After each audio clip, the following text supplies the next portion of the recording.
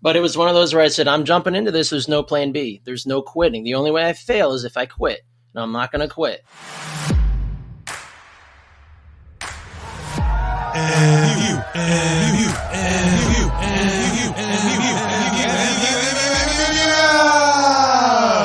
Let's go! What's going on, fellow future millionaires? Welcome to another episode of the Millionaire University podcast. We love you, Justin! And I love you guys. And you and your bank account are going to love us even more after today's class, because today we are going to be talking about how to start and grow your very own digital marketing agency. This is a strategy that I absolutely love because it will open up so many doors and give you so many different opportunities, which is why recently when I heard Brien's story and how he has started and grown his digital marketing agency, Ricochet Marketing, I had to reach out. Fortunately for us, he was gracious enough and accepted the invitation to come on as today's Millionaire Mentor. Ladies and gentlemen, without any further ado, I give you the one and only Brien Gearin.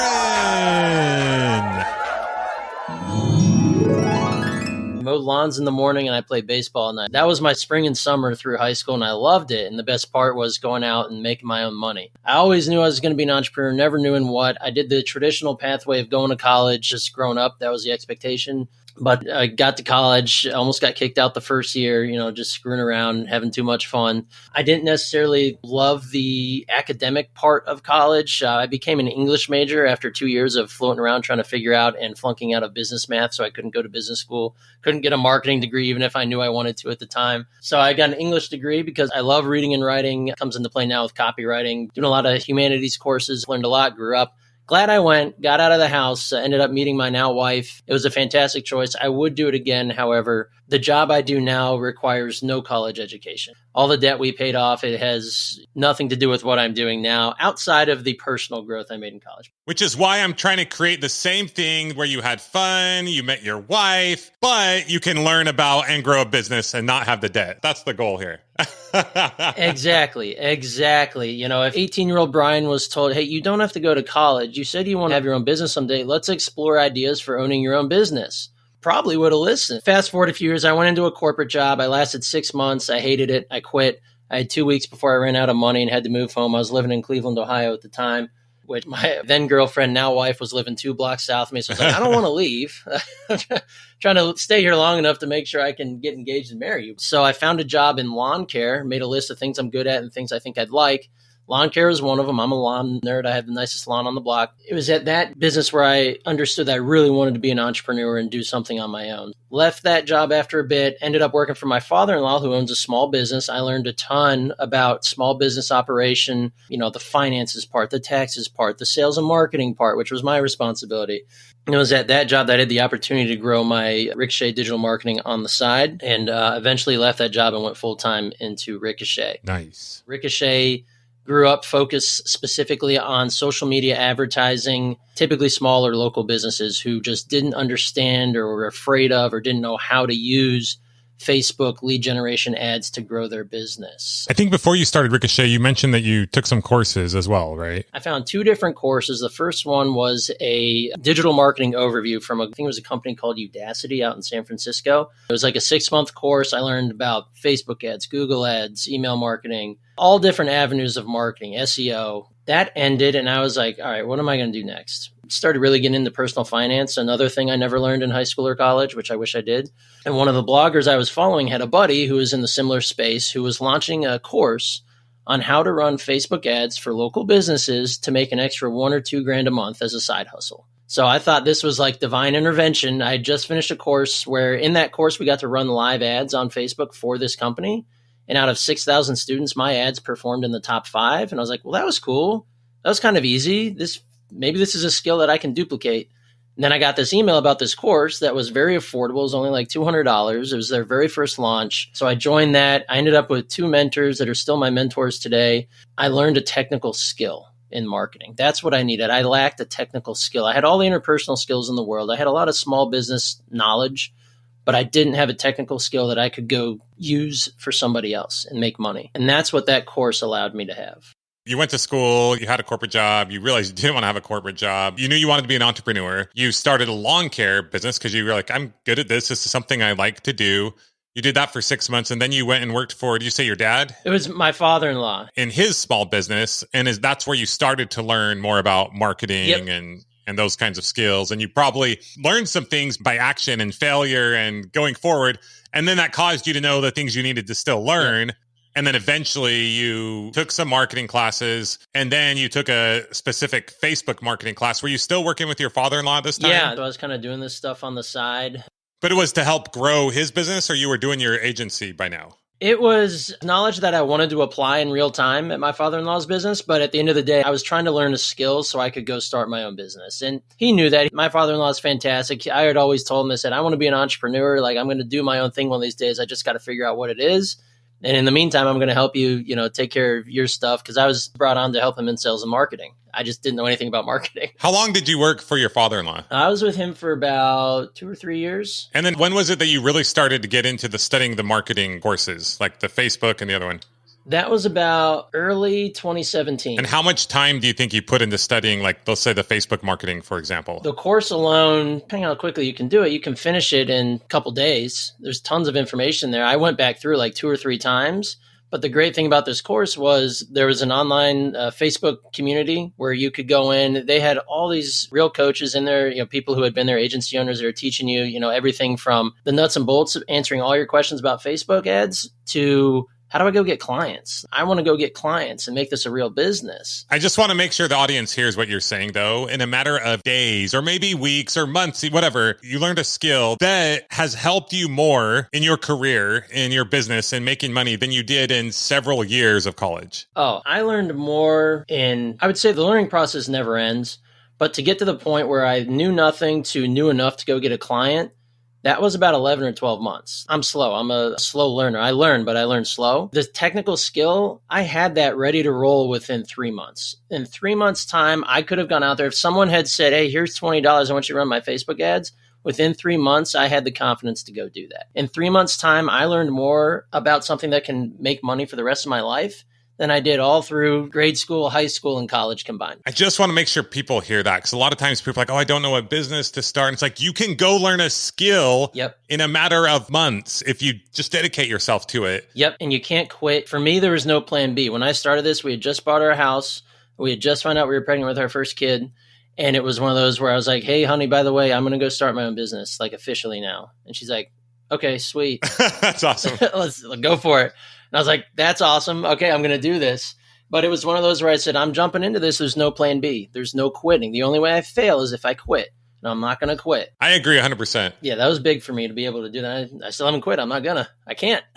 I feel like too many people have this thing in their mind. Like, oh, 90% of businesses fail, therefore the risk. It's like, no, like they fail because they quit or because they think they have to go start this huge tech company and that's too hard. Or it's just like finding a job. Like if you just do the things that it takes to make money. For you, you're doing lawn care. Okay, I got to reach out to a certain amount of people. Some are going to say yes, some are going to say no. If I get this many people to let me take care of their lawn, I'll make enough money to support my family, right? You just got to put in the work. Right. It's not rocket science. You have to put in the work. You can't give yourself an out. And when things get tough and you feel like they're out of control, you got to find a way to hone it in and know that if you stick with it and you learn to adapt, you're going to survive, because the only way you won't survive is if you quit. I love it. Not to dumb it down too much, but the only way to fail is to quit. And you can fail, but you still don't have to quit. You can just figure out a new way to do it. Totally. And failure, to me, I've come to the conclusion that failure is actually not even real. Yeah.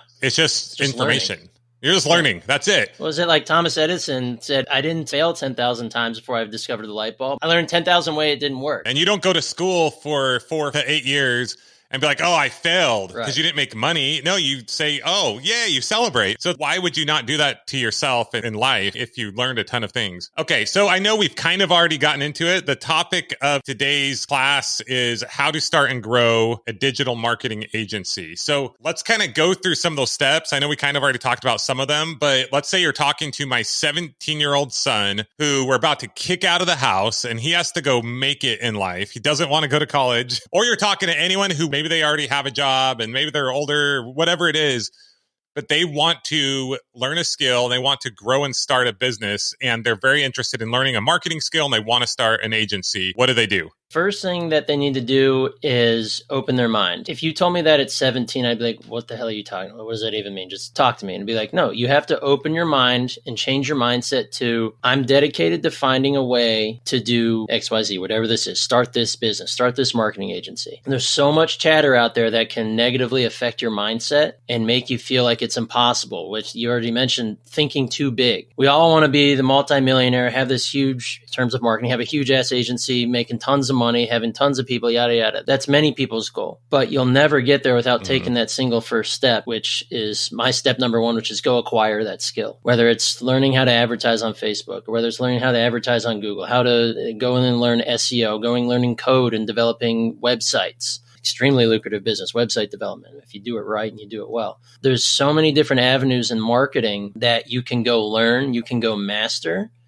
And then over time, you can slowly acquire other skills. Now, I'm not saying that everyone needs to go out and be a jack of all, master of none, because that is a trap. There's tons of marketers out there. They run these businesses where they basically just compile a bunch of outside help for their client and upcharge them. Or a lot of them will claim like, yeah, I can do Google, I can do Facebook, I can do email, I can do TikTok, I can do all of it. I'm sure there's some people who can do it well, but I think there's very, very, very few because so much changes in the marketing world. I would much rather work with an expert in each individual avenue as opposed to one person who says they're a master at all of it, because I find that hard to believe. Go acquire that skill. Now, how to get that marketable skill? For me, I did obviously tons of online research. At the time, it was kind of right when online coaching and course building, course selling was getting big. So I was like, I just need someone to show me how to do these things. Like I'm a very kinesthetic learner. I learn by seeing and then by doing. I was like, if I can find an online course that just gives me an overview of all the digital marketing, I'd kind of decided that marketing seems a lot more fun than sales.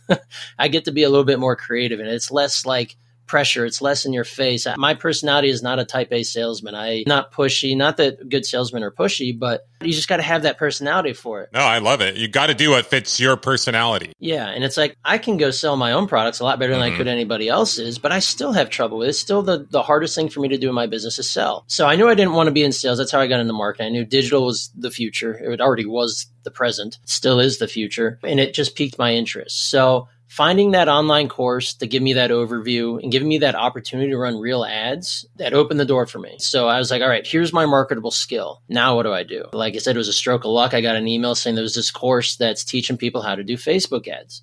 So find a course. The course that I took, the mentors that I still have today, this is probably their like 9th or 10th launch of bringing in new students, but it is just a treasure trove of information on how to become. What are their names? You can throw it out. Yeah, it's Mike Yonda and Bobby Hoyt. Awesome. It's called the Facebook Side Hustle course. Cool. I always give those dudes a shout out because they helped transform me in my life. Like they made a huge difference in my life. I love it. I'll always be indebted. We're all about abundance here. My goal is to share whatever is going to help anyone listening. That's all we care about. Yeah, absolutely. If you know what marketing avenue you want to go down, then find someone who teaches that thing specifically and go learn from them, essentially. Find who you're comfortable with, study up on them. Don't just go out and buy a million different courses. Really do your homework and make sure these people are for real, because the online course space is not unlike any other industry. There's a lot of noise out there and a lot of noise that's not helpful. People who really don't truly know what they're teaching, because it's so easy to go take a course and then just repackage it and sell it like you know it. Those can be really easy to pick out. There might be some courses you take and they might not be helpful. And you still need to find another one, but at least you're getting a little bit of skill from everything you're doing. You're exposing yourself to that marketable skill every single day and taking one material action, no matter how small, whether it's watching 5 minutes of a course video or writing 2 bullet points on something you read today. That's one step closer to your goal of starting an agency. And maybe start, if you're just getting into it, just Google, learn how to run Facebook ads or whatever the avenue that you want to go down,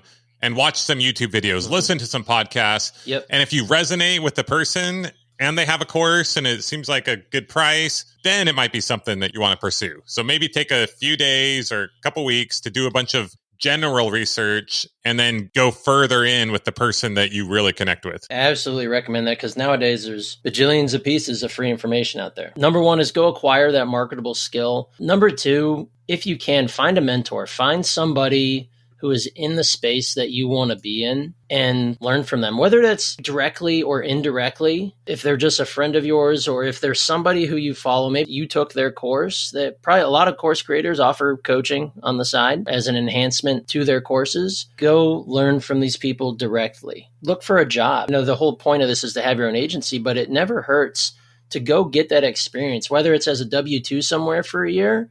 Some of the best entrepreneurs in the world, a lot of them worked elsewhere for a long time, honed their skills, honed their craft. A lot of them probably climbed that corporate ladder.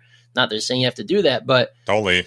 Go get that experience, go get that proof of concept under your belt, and don't be afraid to do that. And if you're getting paid to learn a skill that you know that you would like to create a business out of, that's not a bad way to go. Exactly. And there's a lot of entry-level media buyer positions at a lot of different agencies across the country. A lot of them are remote now, obviously. So that was something I didn't really consider at the time because I didn't have enough confidence in myself. I was full of imposter syndrome. I knew I was going to do my own thing and I was just not going back to the employment world. Mm-hmm. That's just me and my personality. So don't be afraid to ask and find a mentor and see if they'll help you out, even if it's just a couple emails a week, just you asking them questions.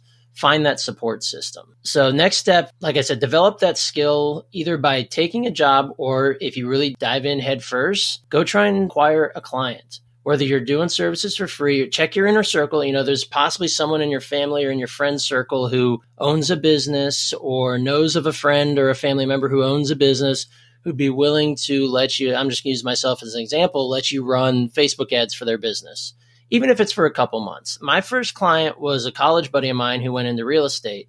And I basically begged him for a month, hey man, if you cover the ad spend, can I help you run lead gen ads for your business? Because he was kind of new at what he was doing too. And he's like, yeah, I'll shell out a couple bucks for that. And I didn't charge, it was free.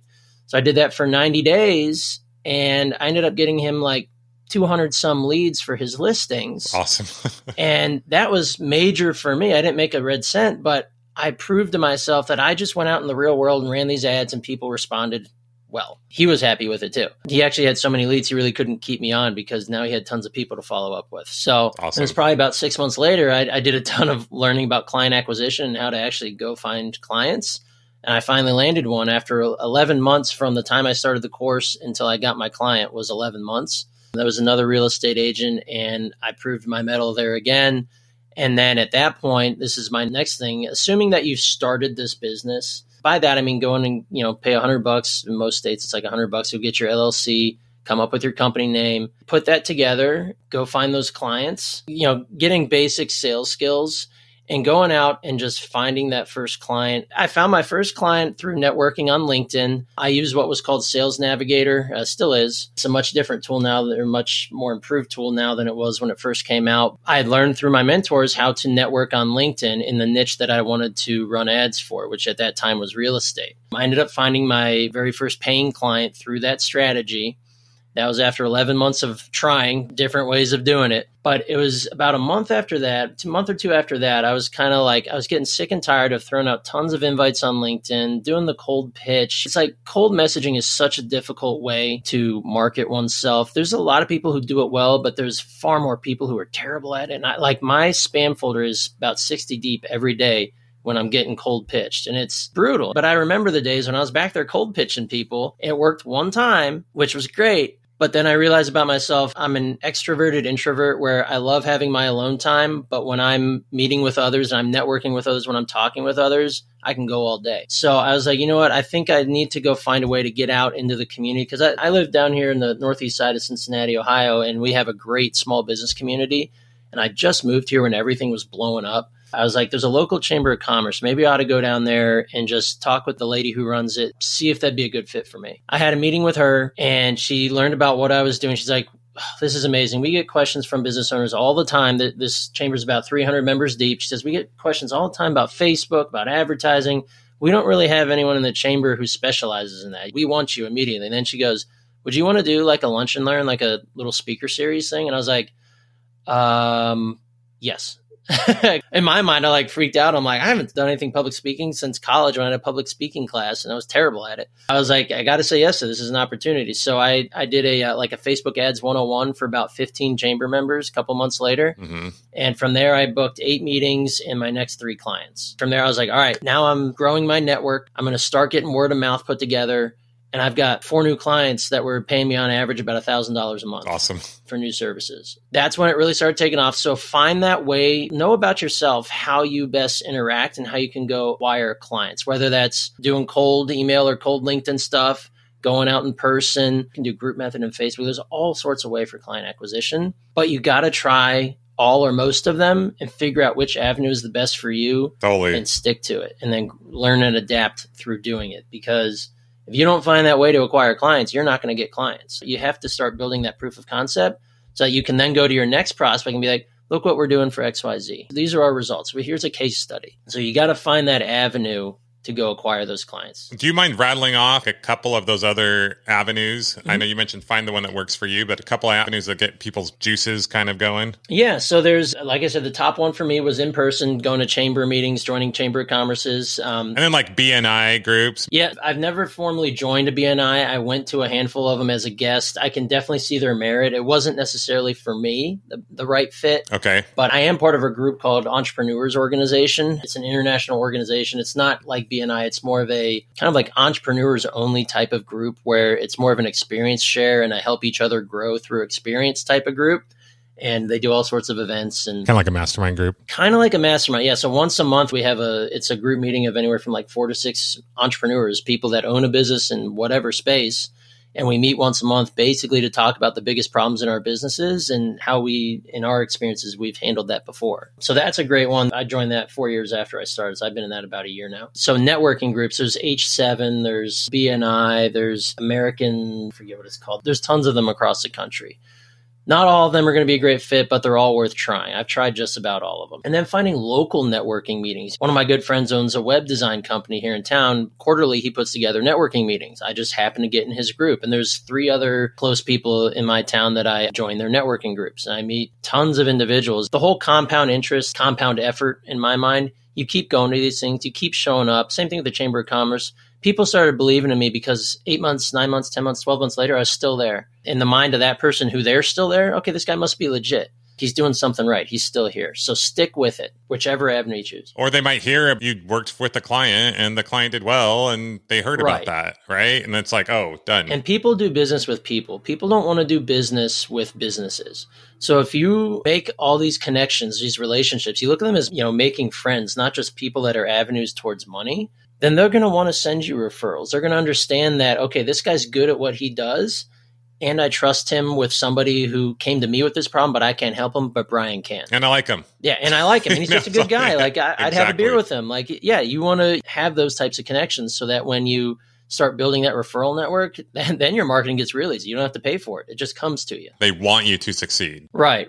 But to get to that point, you have to cast a wide net. So there's those in-person opportunities. Then there's online. You can do, like I said, LinkedIn. So using LinkedIn Sales Navigator, it's a really cool tool where you can get very specific on the type of people that you want to connect with. And I used a very specific type of messaging and method when I did that. You can target specific niches of people that you send a connection request to. The people who accept your request, I had a very specific messaging system that I would use to follow up with them in LinkedIn Messenger. It's effective in 2 ways. One, for the cold outreach, there are people that respond to your cold outreach. If you hit the person at the right time with a glaring need in what you can provide, it's a good chance that they're going to talk to you. They're going to respond or they're going to show some sort of interest. The majority of them will not. It's a volume game. The majority of people will not care what you have to say because you're probably hitting them at the wrong time and they just don't need what you have. But the secondhand part of this is if you use LinkedIn to put out content via posts, the bigger your network is, the more chance that all the people you've connected with, they're going to start seeing your content. The algorithm's going to play in your favor and show your content to these people. So the more people in your network, and eventually, they'll start liking it. They might click on it, comment, share it. The LinkedIn is still kind of the Wild West of organic reach. You can get your posts and your content out to a lot of places. If that content is useful and valuable, a lot of people will engage with it. So a couple different methods there on LinkedIn. You could also use Facebook group methods. So if you're trying to, let's say you're trying to work with e-commerce business owners, there's tons of groups out there that have to pertain to e-commerce stores or e-commerce business owners. If you can find your way into these groups, there's a method involved there to be in these groups and kind of just hang out. Don't just go in there and hard pitch. That's the worst thing you can do. You'll probably get kicked out anyway.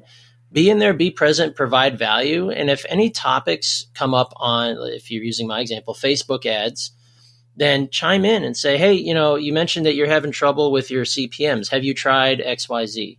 Just throwing out free tips, free help.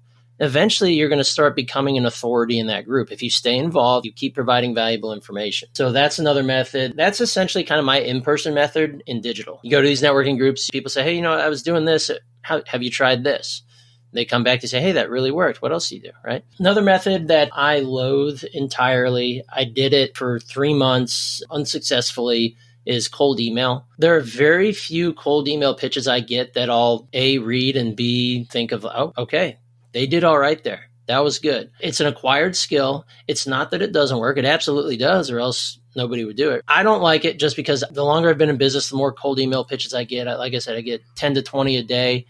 It drives me nuts. And at this point, I just don't read them. Totally. The only thing that gets me to read them is an incredible subject line or hook, right? Or it's well disguised, which I give them credit. And then I'm like, now I hate you because you fooled me.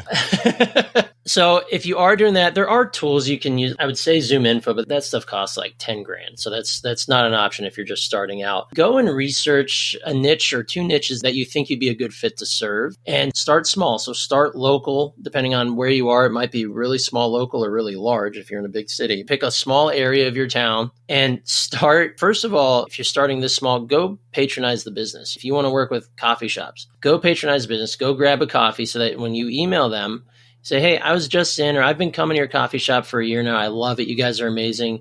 I can't help but notice that on Facebook, you guys aren't advertising. And the past few times I've been in store, don't say this. It seems a little bit light, right? Say that in a nicer way. Yeah, a little smoother. Be very personable in these emails. Be very genuine. Be very authentic. Don't pitch them. Just ask them if they have questions around Facebook. Leave it to where a response should be required. A decent person would respond to a question, especially if it's open, honest, and they can tell it's coming from somebody who's local. Ask them a question because it prompts a reply.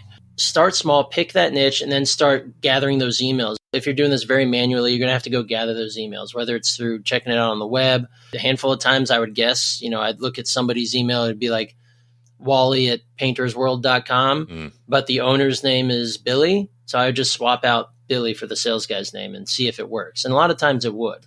Cold email, it can work. To me, it's treacherous. I didn't like it. It was like cold calling for me. In my first job out of college was cold calling, and I hated it. But you could do the same thing. Like you could go to the store, the place that you're going to, and you could just try to talk to the manager or someone and be like, hey, here. Exactly. Go to that store and ask if the owner's there. Say, I just want to meet the guy who owns this place or the gal that owns this place. This is really cool. I'd love to pick their brain for a minute. That's a great strategy too. Just go in store and ask if you can talk to them. And if they're not available, say, hey, maybe I could schedule a time with them or get their name or number. Those would be the top strategies that I would start out with. Cool. So getting to point A is the hardest part. That's establishing a business. That's finding a client, honing in your process enough to go find another client, and then producing the work that's going to keep those clients. Point A is hard enough. It took me 2.5 years to feel like I had achieved point A. My revenue was roughly 5 to 7 grand a month top line.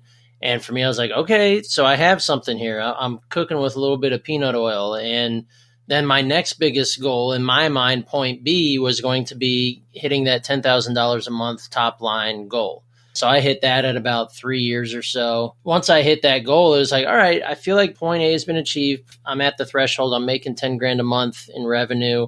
And then from there, it's really, for me, it was a lot of adapting. What I was doing at the very beginning is not exactly what I'm doing right now, especially in the fact that I went and had an opportunity to open up another agency in a different vertical. Everybody's story is going to be different, but it's going to be similar in the fact that if you stick with it, you find the help and you find the resources and you do good work at what you do, you maintain these clients, you're going to find that success. And then it's a matter of finding whatever your pathway might be to getting to point B and point C and onward. Yep. Someone told me that the hardest thing to get to $10,000 a month in revenue, and once you hit that 10, depending on where you are in your business, it can be a lot easier to get to 20. Think about it, makes sense. You've gotten to this point. You've worked really hard to get to $10,000 worth of revenue in client work a month. You've acquired a lot of skills and a lot of knowledge in how to go get those clients and how to continue building. Reaching your next goal is going to be, for many, a little bit easier because you've already known how to get to 10. Just do it again. I've said a lot of times it's probably just as hard or harder to get to your first $1,000 per month as it is your next $5,000 per month. Probably harder to get to 5 or 10,000 than it is to get to 20 or 30 or even 100 almost. It's like you said, you got to acquire that skill. And first you have to have the right mindset. Then you got to acquire the skill. Then you got to go get that first client. And it's a lot of, once again, mindset stuff like, oh, like what if they think this? But then once you have the skill, then you have a client, then you get another client, then you have a few clients, and then you can start to like niche down. I remember in the podcast I listened to, you said you were hoping that a niche would find you. You get going and then you start to see everything starts to come together kind of collectively. And that's what I've found is you can start to see that exponential growth, assuming that you use leverage and you're looking for it. Exactly. It's one of those things where it can find you. The more people you meet, going out and selling yourself, selling your business and networking and meeting people, opportunities will start coming your way in ways you didn't think possible. Like for me, the opportunity to open the second agency, had I never been contacted by my then client who was in automotive and hired me to run ads on behalf of his dealers, I would have never had any sort of venture into automotive. And now I have a whole nother agency that focuses specifically in digital ads and financial tech in the automotive sector. You never know where these opportunities are going to come from. I have a good friend of mine here in town. We're possibly talking about me helping him out in his podcast business in some sort of partnership level. We're still working it out. He's one of my good friends here in town. I've known him for about 6 years now. And he and I had always kind of said, I think that there's something here. We'd be good business partners. So that's something I'm working with him on figuring out if that's a good place for me to hop in and be in business with him. You know, these opportunities have arisen just from growing my network, just being present, being a good person, providing value. And then on top of that, providing good service to those who are clients of mine. Yep. Even those who aren't clients, they're, you know, friends in town or other business owners. They may not necessarily need what I have or they have it covered. But whenever I can give them advice or answer questions they might have, that's free information. I don't just hold that inside. I let them know like, hey, the stats you just shared with me on your Facebook ads, for what you're doing, they should be XYZ, or, you know, those are really good. Continue what you're doing. Those opportunities, you never know where they're going to come from until you put yourself out there. Brien, this has been awesome. Super insightful. Any final words you'd like to share? If there's one piece of advice that I'd give, it is every single day, set your goal, determine what you're going to do. If it's going to be opening an agency or even just doing this as a side hustle or doing some sort of marketing as a side hustle, take one step every single day, no matter how small it is, towards that goal. Just like compound interest, it's compound effort. It'll start building and building and building. The more knowledge you build, the more understanding you have in that technical skill, the more you're going to be able to offer others. It's hard to say step 6, 7, 8, 9, 10 because I'm still kind of living those, right? I'm still growing and scaling my businesses. I'm still learning every day as I go along in here. But if you get started and you stick with it, you don't quit, and you do one action a day, no matter how large or how small, compound effort's going to get you there. Awesome.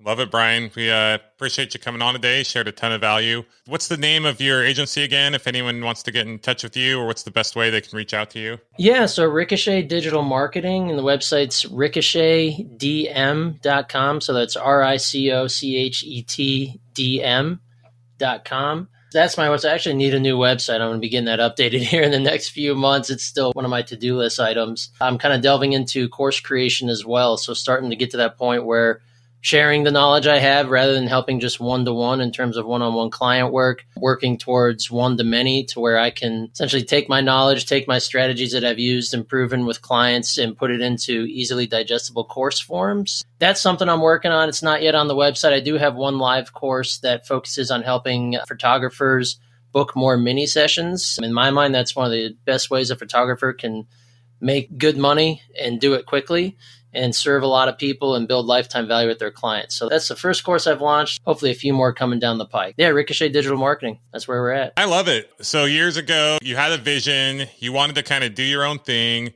You took action. It wasn't easy. You had to learn a skill. Then you had to acquire clients, and that took a little bit of time. Then you started doing that. Then you started to get momentum. Then you started to niche down. You found different opportunities. And now you're able to work in certain industries. You're finding partnership opportunities. You're able to share that information. You're able to create courses, and things just kind of open up. But it all started with kind of burning those ships, if you will, and saying, I'm going to do this. I'm going to make this happen. I'm going to keep learning. I'm going to keep moving forward. And now the world is your oyster. Did I say that right? Oyster.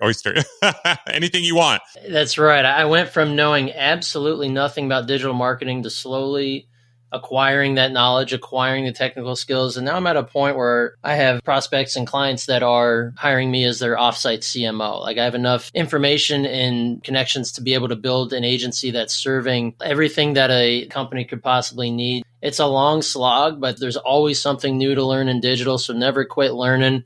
And before long, you never know what you might be able to offer to client. It's been fun. Still having fun. That's awesome, man. And like I mentioned, I want to have you on another time to talk a little more step by step on how photographers can grow a business, because I think we'd have a lot of listeners who would be interested in that. So yeah, absolutely. I'd be happy to do that. We'll have you back. And I want to hear more about your podcast partnership business. That's very interesting to me. So yeah, I'm going to be diving into that. As we're sitting here on a podcast, you know how valuable they can be and how much information they can disseminate to help others with. It's a cool venture. I'm going to dive in and see what we got and be happy to report back on it. Well, thanks again for your time, Brien, and we will talk to you soon. All right. Thanks, Justin. Woo, baby. Let's give it up one more time for my man, Brien Gearin of Ricochet Marketing. Brien, that was amazing. Thank you again for all the value bombs that you shared. Once again, the reason why I love this strategy so much of starting your own digital marketing agency is because it opens up so many doors. There are so many opportunities. If you know how to use digital marketing to your advantage, you can do anything. In fact, this is the number one thing that I'm going to have my kids study over the next year as we're traveling around the world before they go off into the world on their own, because I know if they have this skill set in their tool belt, they are going to be just fine. Whether you use these skills to help other businesses or your own, you have so many directions you can go. And it's kind of interesting to hear Brien's journey, and I've seen a lot of other people go this route as well. They learn the skill, maybe they do it for free for someone, or they go work somewhere for a little bit, make some money while they're learning. Then they get a few clients, then they go out on their own. And then you can continue to grow that. You can have people work with you, work for you, really grow a big agency, or you can market and sell another product or service. But you now have the skills and or team to build that company. I love it. I think it's beautiful. So thanks again to Brien for coming on. He's expressed interest in being a bigger part of MU, so I'm sure we'll be having him on again shortly. But be sure to check him out at Ricochet Marketing DM, or reach out to him if you want to connect or need help with your digital marketing. And that, ladies and gentlemen, brings us to the end of another Millionaire University podcast episode. If you enjoyed this episode, please share it with a friend. If you have yet to check out our free business course, go to millionaireuniversity.com/training. Other than that, keep taking action. Like Brien said, what's the one thing that you can do today that will help move you towards your dreams? Do that thing and you won't regret it. And we will catch you next time on the Millionaire University podcast. Class dismissed.